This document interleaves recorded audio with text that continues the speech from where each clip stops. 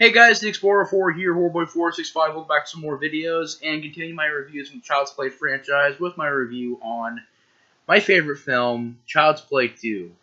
Now, Child's Play 2 came out in 1990, I believe. Yeah, 1990. And on the inside of this box set, you only get like maybe one picture from Child's Play 2, I think. I think the rest of that is Child's Play 1. But you do get that bottom picture of Chucky, which is from Child's Play 2.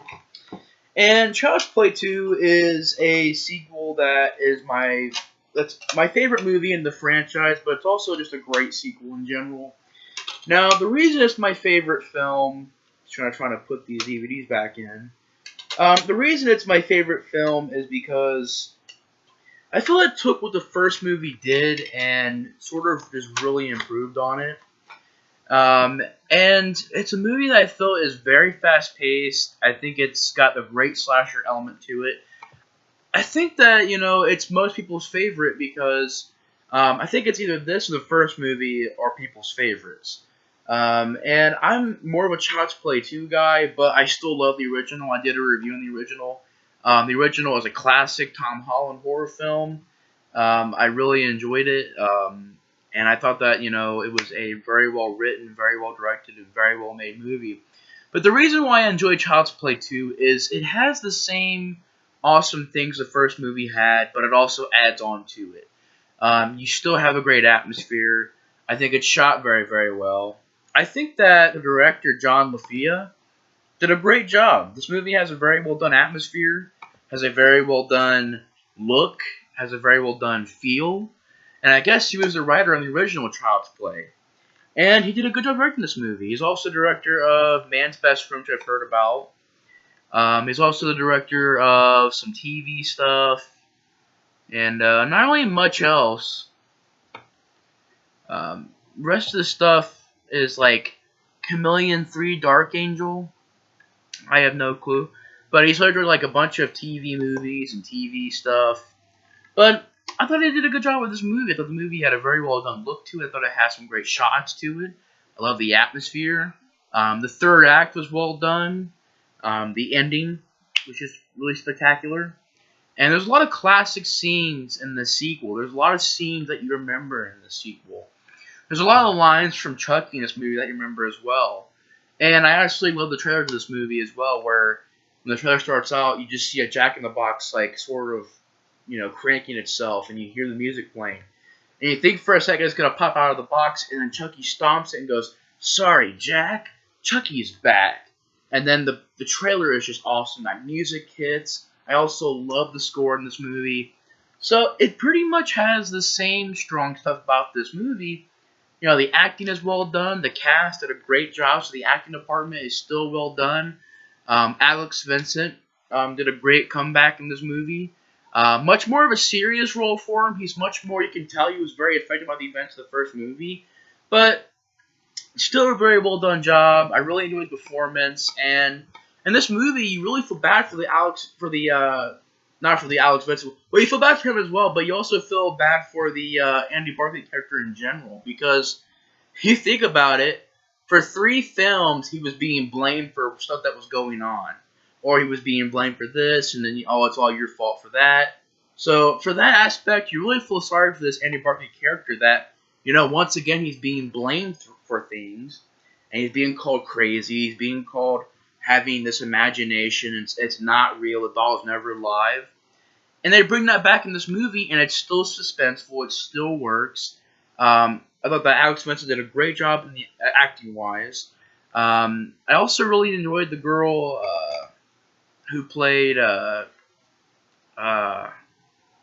was her name? I'm trying to think. It was Kyle. Christina Elise. She did a really good job as Kyle. Really enjoyed her character. Kind of a just strong female lead. And she sort of becomes, a older sister to Andy Barclay. And I really enjoyed the chemistry between the two characters. They worked very well on screen. And you bought that they were, friends, and you bought that they were in this house with this new family. And the movie actually gets a lower rating than the first movie. It's a 5.7. I kind of disagree with that. I think it's a great movie. I think it's a really fun time, and it keeps everything classic. Like literally, it's the same. For me, it'd be the same level of the first movie, but they also add more to it. So that's why I bump it up a little bit more because it's the same stuff. Like it's the same good stuff that the first movie did, but it also adds to it. You have that slasher film, addition to it where you have more death scenes, you have more kills, you have more inventive kills, you have really good special effects. You have a third act that is, in my opinion, just as good as the original. And Brad Dourif in this film is amazing as Chucky. Brad Dourif really brought his great and fantastic acting to this performance of Chucky, which he pretty much does in all movies. But in this movie, it's one of my favorite performances by Brad Dourif. It's very well done by Brad Dourif. And I love the story as well, where it's pretty much after the events of the first movie. This company is rebuilding the good guy doll, the good guy Chucky doll. And I believe his name isn't Chucky anymore. Well, it's Chucky, but he changes it so he's not, being suspicious and stuff. But the doll is pretty much rebuilt, and when they put the eyes in the doll, it sort of shocks them, and you find out that, Chucky is back. He's resurrected again. And, at the beginning of the movie, you got those great shots of, like, the rotating Chucky head that's like char from the fire from the first movie. And they're removing the skin, and they put a new face on. And the Chucky doll looks a little bit different in this film, has its own unique look. Different looking than this doll. Like, this doll has its own look, and in this movie, it's a different looking doll. Which, it's a new look. Didn't mind the new look. Thought it looked great. And pretty much you see them rebuild it. Like I said, there's like these, they put the eyeballs in the doll, and like it shocks one of the people who's working on it to death. And it flies through a window, and he's like, all dead in the face and stuff. And from there on, this guy takes the doll away from the company, and while he's driving away, he goes into a store, and Chucky ends up finding out where Andy Barclay lives. And when Chucky kills the guy who helped him get out of the factory, took him out of the factory, he pretty much then starts his, mission to find Andy Barclay, and he switch bodies using the whole, voodoo ritual again. And that's pretty much the story. It's about Chucky coming back, looking for Andy Barclay, looking to settle the score. And Andy Barclay is, in the movie, he does a good job, and he fights back. There's moments where, he's not afraid of the doll. He's willing to fight back. Gets this, like, electric knife thing. Goes downstairs into the basement where Chucky is. And he's trying to fight him. And then at the end of the movie, you got Andy Barclay trying to fight Chucky as well. And by the end of the movie, a couple people get killed. The step-parents get killed, which didn't mind them. They were okay. And they get killed, and pretty much Kyle has to chase and find Andy Barclay because Chucky has got a knife to his throat and is pretty much telling him where to go. At first, though, he does have a knife to Kyle's throat, but then he gets a knife on Andy. And they go into this factory, and it's a very, very well done ending where I love this idea so much. This is like one of my favorite moments in horror. I'm being honest. Like, the first movie also had those great moments of horror, like of horror history would be from the first movie, like the ending and Chucky being burned and he's still coming after them. I love that. It's like a beautiful piece of horror history. Here, this is another piece of horror history where you see the classic, good guy doll maze in this factory. And they're running through the maze and the score is great. And Chucky's like popping out of nowhere. And a few times he gets, hurt. He gets like these boxes dumped on him. There's a really well done scene where he gets his hand caught in this thing and he rips his hand off. Brutal, brutal scene. And then does this awesome thing where he takes a knife, like the handle off a knife, and he puts it in his arm and he tapes it. He has a knife on his hand now. I love that scene. And there's a scene where he pushes a guy into this machine and the eyeballs come down and it replaces his eyeballs. Like he's like, ah, boom. And then he has the Chucky doll eyes. That's how he dies. This random dude in the factory. And then from there on, they fight back. They push Chucky on this machine to where it like staples his nuts to this thing. and he can't get off of it, and it pretty much takes him on this conveyor belt, and he goes into this machine where it like, because I think the upper part of him escapes, but the lower part of him gets completely messed up. There's like arms and legs, it's all melted and distorted. But Chucky's still alive. He's on a skateboard actually, and he's like still trying to kill Andy. He's like, I'm gonna get you.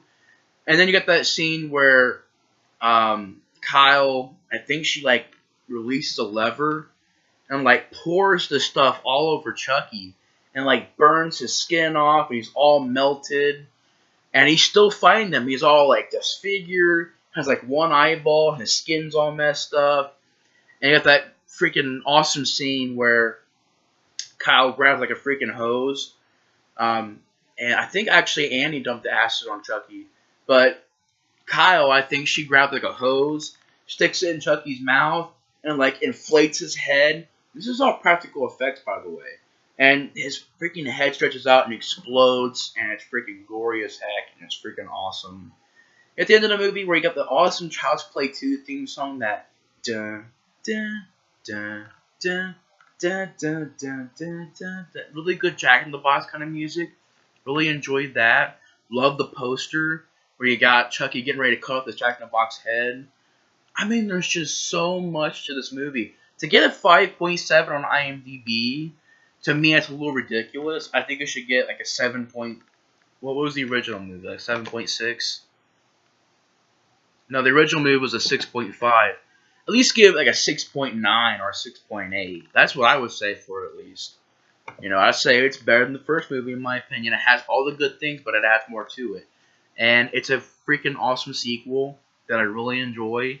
I definitely recommend it. If you haven't seen Child's Play 2 yet, definitely check it out. It's a must-see if you're a horror fan. The Child's Play franchise in general is a must-see because there's a lot of good movies in this franchise. But anyways, guys, thanks for watching my review on Child's Play 2. It's a classic sequel. I really enjoy it. It's my favorite of the franchise.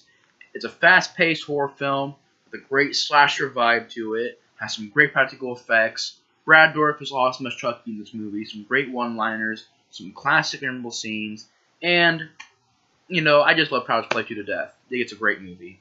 But anyways, guys, thanks for watching the review on Child's Play 2 and The Explorer 4 out. See you guys later.